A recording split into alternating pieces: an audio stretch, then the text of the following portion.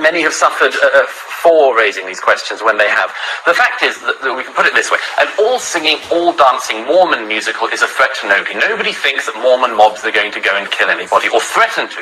But there is a risk, and it is a legitimate risk in the world today, that an all-singing, all-dancing Muhammad musical in the West End might not go off so well. What's up, you guys? It's another video, and today it's another Douglas Murray video. You guys know that I love debate so much. Okay, so we have another one on our table and we really need to discourse about it. So it is titled Douglas Murray Leave Islamists Speechless with the harsh truth about Islam. Guys, we really want to see this, right? So if you're just seeing me for the first time, I'm Adali. Please like this video, subscribe for more, and let's watch and see what he got for us. Okay. Today we're diving into a compelling debate on the complexities of Islam and its reception in the modern world. Grab your coffee and let's hear from the experts. Used responsibly, and it needs to be used in a measured sense. I mean, Douglas Murray, what's interesting is, it said that perhaps in the West we've lost any understanding of the depth of offence that things like this cause to Muslims, and is that a problem of our own making? I think that's true in a way. Just quickly, I mean, the thing of saying Muslims, of course, in this, is that in most countries there's a very small minority of people. I mean, and also we should bear in mind that a lot of political people are using this for their benefit. In Australia, the riots would seem to be led by, organisations like Hizb ut-Tahrir. In Britain, the very small number of protesters who came out seem to have been affiliated with groups like the now banned Al-Mujahirun and so on. So let's not think this is, as it were, Muslims as a bloc taking offence. But there is a correct perception, I think, that Islam as a religion is more brittle and feels these things more woundedly than other religions, and there is a reason for that. I mean, in a couple of weeks' time in London, the musical by the creators of South Park, Mormonism the Musical, will begin. It's been going on Broadway for some years, packed out crowds, including Hillary Clinton, the Secretary of State, who said she was so offended by this film on the internet. So one of the things about this is that most religions by now have realised that being satirized, being critiqued, being even ridiculed and criticized, let's face it, just criticized or looked at in a historical manner, as happened a few weeks ago with a film by Tom Holland on Channel 4. Even these things are felt very woundedly, and that's because all other religions, apart from Islam, have been through this period of criticism and have, as it were, come out to some extent, not completely at the other end. Islam has not been used to this process historically. It is not used to the idea that your deepest feelings can be trodden upon, and that is a right that people who do not share your faith Douglas, have. what on earth are you talking about? Because how can Islam, which is a faith, it's a religion, it's an ideology, it's a way of life, you cannot talk about Islam in these broad, sweeping generalizations. Well, you talked about Muslims. Islam doesn't feel things. Individual Muslims do. People who are mothers and fathers. If I could just go ahead, Douglas, respond to that, because it is a very important point. There are lots of different strands of Islam, but in every Islamic society and in the world today and historically, do you mean Muslim majority countries? No. It's societies that have Islam within the rule of law. Countries like Pakistan, where Islam is a very important part of the constitution and of the governance of the country. These places are all put a particular emphasis on the fact that the ridiculing of the Prophet Muhammad, or all sorts of claims about him, asking whether he existed and so on, is blasphemy, and that blasphemy should be punished. I mean, Ajmal, it is an issue about those countries. Douglas Murray discusses the different reactions to religious satire, emphasizing that Islam's sensitivity is partly due to its historical lack of exposure to critique. Is this why Islamic societies react more strongly to offence? Isn't it? And it's all very well for you in the West to say, look, you can rise above it.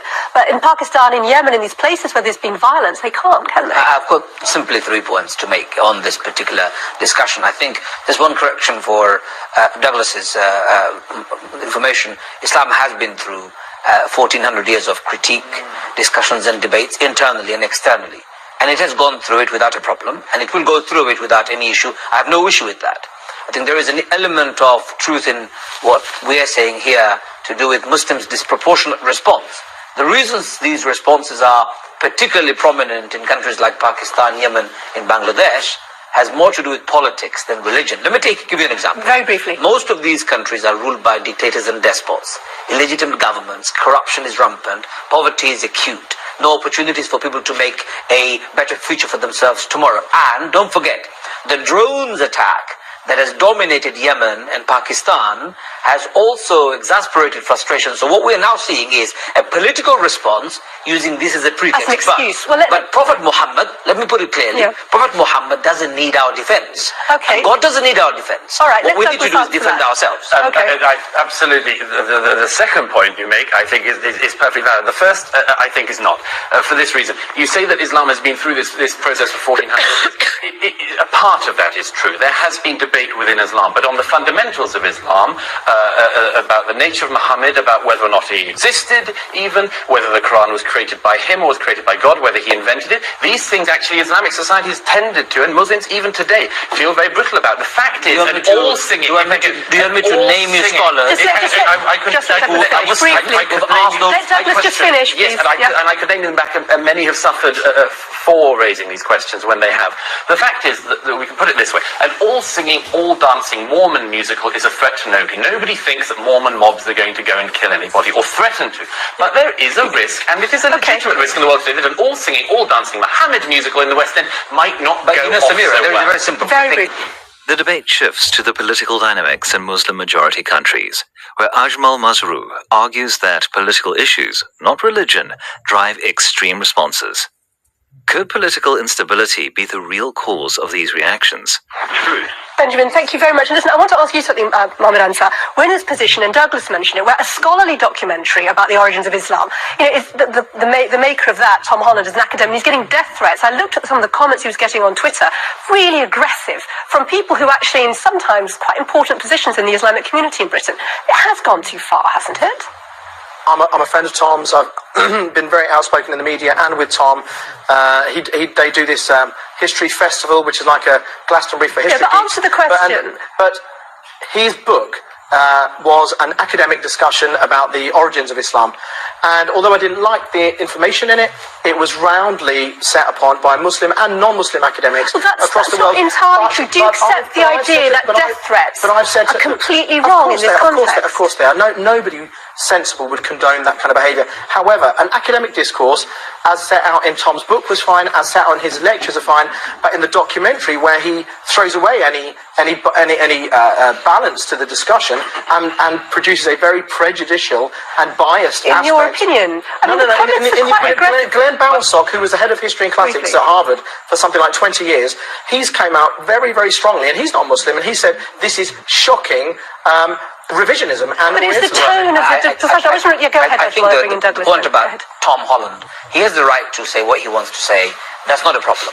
Death threat is absolutely abhorrent. It's not Islamic. It's not befitting to be a good Muslim to say something like that. Absolutely. Forget about all of that. That's very simple. It's a human judgment on this issue. But the issue is, did Tom Holland do a good job of an objective program? I believe he did, number one.